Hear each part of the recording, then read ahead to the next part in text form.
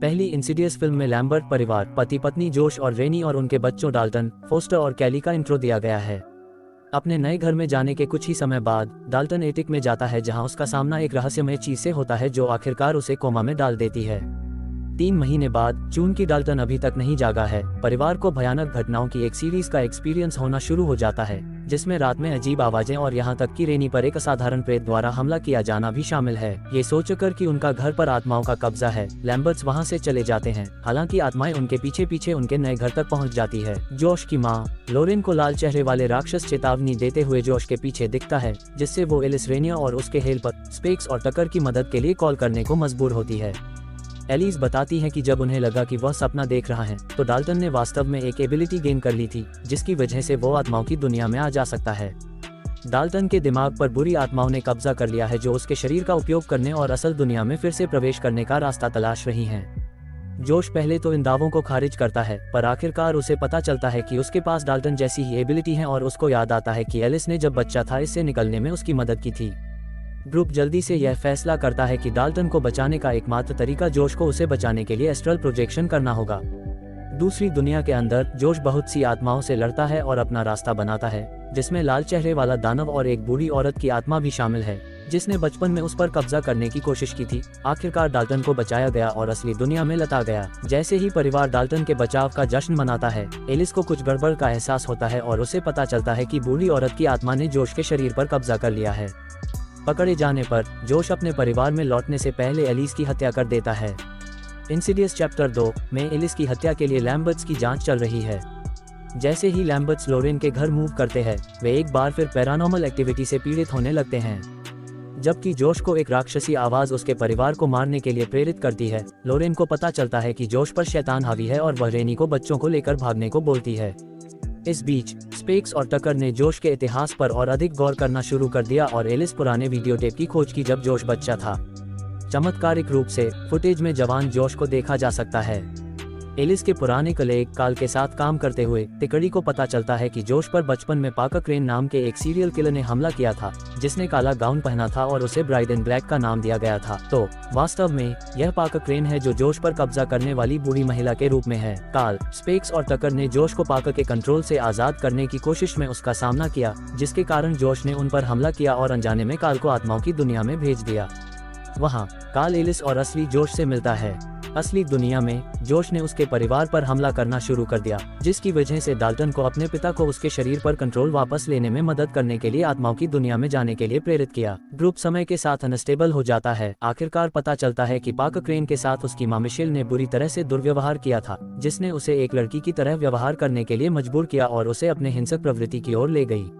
Michel के साथ अंतिम टकराव के दौरान एलिस ने आत्मा को मार डाला और ब्लैक ब्राइड को आजाद किया। आत्मा के हारने के बाद डाल्टन अपने पिता को वह से बाहर ले जाने और अपने शरीर को पूरी तरह से पुनः प्राप्त करने में कामयाब होता है।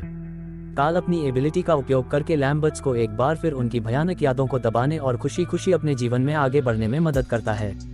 इंसिडियस चैप्टर 3 डाल्टन के पोसेशन से 3 साल पहले की कहानी है और यह एलिस की डेमोनोलॉजी के पेशे में वापसी पर केंद्रित है।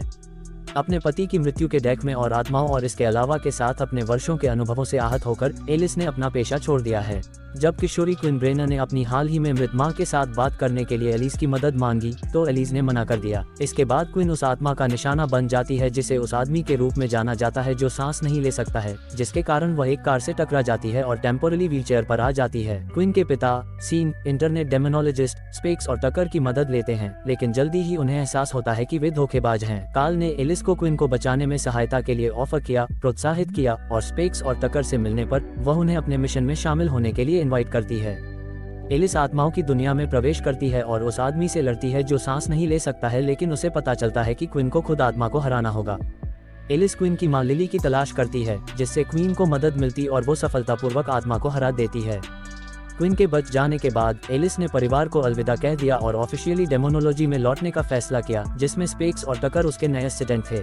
एलिस रेनिया की कहानी इंसिडियस द लास्ट कीक में कंटिन्यू होती है। एलिस, स्पेक्स और टकर को टेड गार्जा नाम के एक व्यक्ति ने अपने घर में पैरानॉर्मल एक्टिविटी की जांच करने के लिए काम पर रखा है, जो कि एलिस का बचपन का घर है।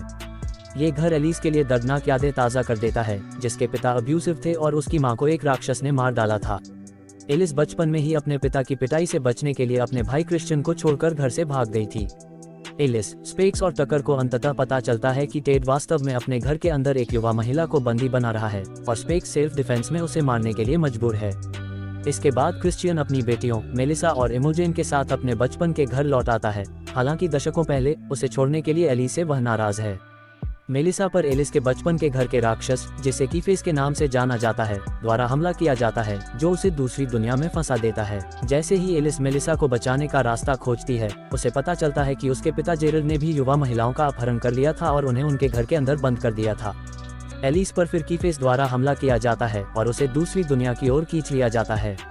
सौभाग्य से इमोजेन के पास एस्ट्रल प्रोजेक्ट करने की क्षमता है और वह एलिस और मेलिसा को बचाने के लिए दूसरी दुनिया में जाती है। महिलाओं को पता चलता है कि कीफेस ने गेराल्ड और टेड पर कब्जा कर रखा था, जिससे उन्हें महिलाओं के खिलाफ ये सब करने के लिए मजबूर होना पड़ा, जिससे महिलाओं के डर और उनके साथ दुर्व्यवहार करने वालों के प्रति नफरत पैदा हो गई। जैसे ही कीफेस आगे चलकर एलिस को उसके पिता के खिलाफ बदला लेने के लिए उकसाने की कोशिश करता है, इमोजेन उसे प्रोत्साहित करती है कि वह कीफेस को अपनी नफरत पर हावी न होने दे।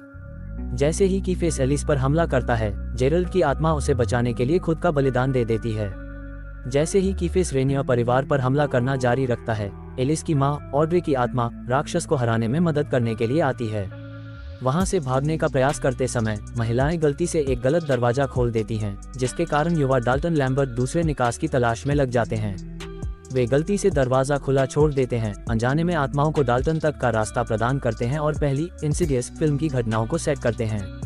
आत्माओं की दुनिया छोड़ने पर एलिस क्रिश्चियन के साथ फिर से मिलती है, जो आखिरकार उसे छोड़ने के लिए उसे माफ कर देता है। जैसे ही फिल्म खत्म होती है, एलिस को लोरेन लैम्बर्ट का फोन आता है ताकि वह पॉसेसिव डाल्टन को बचाने में मदद कर सके, जिससे कहानी पूरी तरह सामने आ जाती है।